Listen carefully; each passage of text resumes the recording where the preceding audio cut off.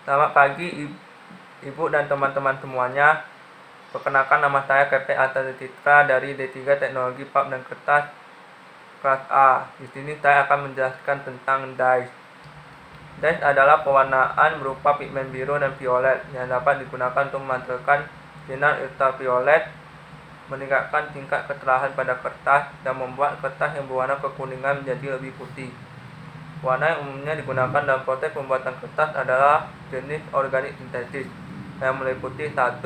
Pewarna asam atau acid dyes, yang kedua basic dyes, yang ketiga pewarnaan langsung atau direct dyes, dan yang keempat adalah disperser dyes.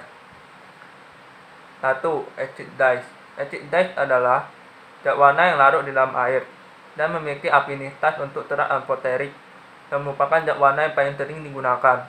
Warna asam umumnya adalah garam logam alkali dari pewarnaan asam sulfonat.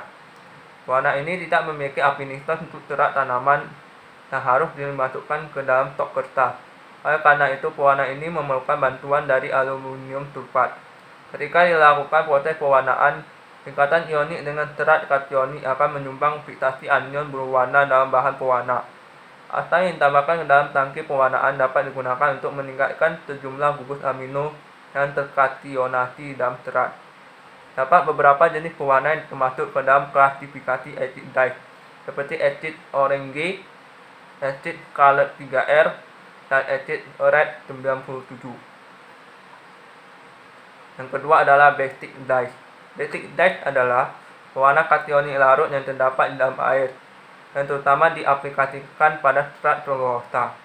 Dalam penggunaan zat warna ini, biasanya asam asetat akan ditambahkan dalam dye bed untuk dapat membantu zat pewarna tersebut meresap ke dalam serat.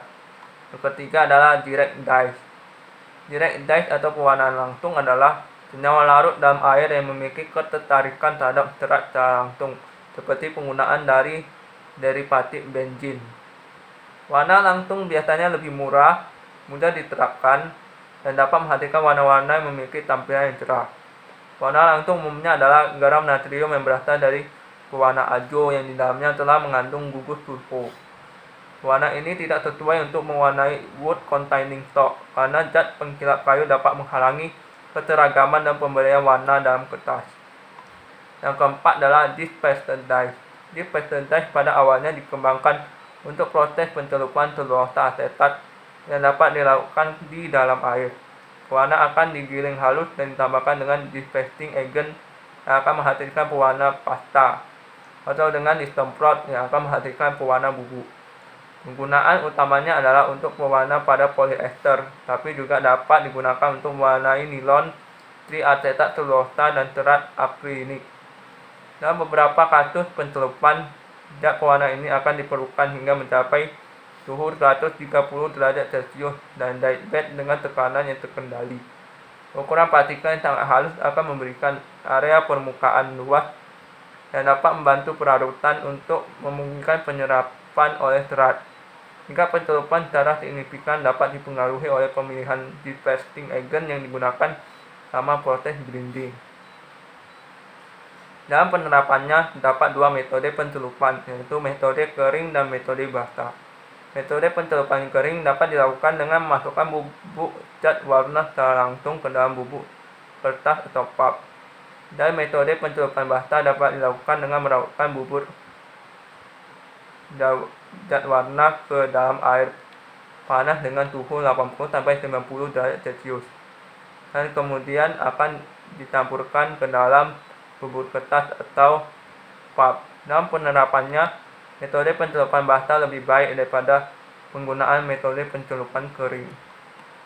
Dapat beberapa zat warna yang biasanya digunakan dalam berbagai industri, terutama dalam industri pulp dan kertas, yaitu 1. Solvent yellow 14.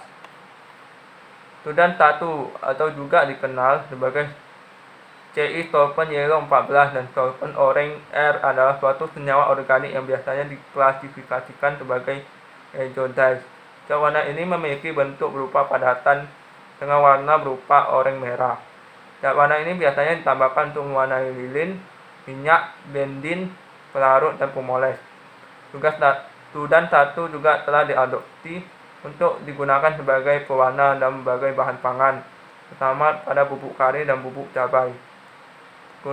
Keuntungan dari penggunaan cat pewarna berupa solvent Yellow 14 ini adalah kekuatan pewarnaan yang tinggi, mudah digiling dan dibubarkan, tidak mudah mengendap, memiliki warna yang cerah dan tingkat kekilapan yang tinggi.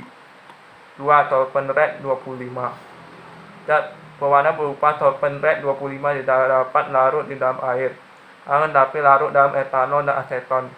Pada umumnya cat warna ini digunakan untuk pewarna lilin, warna karet, warna minyak, warna plastik seperti polivinil klorida, polistiren, ABS, selulosa asetat, HIPS, PMMA, TAN, acetone, rigid chloroethylene, dan sebagainya, serta dapat digunakan untuk mewarnai cat. Yang ketiga adalah Superbag 200. Superbag 200 adalah suatu cat pewarna sulfur yang paling populer untuk katun celup dan serat denim. Cat pewarna ini memiliki keunggulan dalam tahan lentur yang baik terhadap cahaya dan pencucian dengan naungan yang stabil dan biaya yang rendah.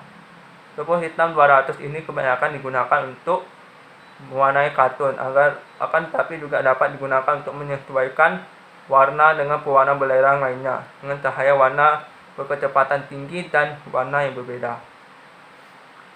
Yang keempat adalah Super Blue CP. Super Blue CP ini merupakan suatu cat pewarna yang berbentuk bubuk abu-abu biru. Warnaan dari cat pewarna ini berupa warna biru muda hijau dengan kekuatan pewarna sebesar 100-150%. Cat pewarna ini tidak larut di dalam alkohol dan benzena, akan tapi larut di dalam larutan natrium sulfida untuk zaitun. Dalam asam sulfat pekat untuk biru tua, pengendapan biru tua akan terbentuk setelah pengenceran. Cat pewarna ini akan berubah menjadi warna kuning tua pada saat berada di dalam suasana alkali atau basa, dan setelah dioksidasi akan kembali ke warna normal serta dapat mengembalikan warna dan kilauan asli. Dalam larutan natrium hipoklorit, cat pewarna ini akan memudar dan apabila digantungkan dengan asam sulfat pekat, maka akan berubah menjadi warna biru tua. Yang kelima adalah Black Paper Dyes. Black Paper Dyes ini adalah pewarna khusus untuk magnetic paper, kertas karton hitam, dan kertas kantong buah. Cat warna ini memiliki tingkat kegelapan yang tinggi, kilat yang bagus, pewarnaan yang kuat, fluiditas yang baik, daya penutup yang baik, penetrasi yang kuat, dan kualitas yang stabil. Demikian video penjelasan tentang dyes. Sekian dan terima kasih.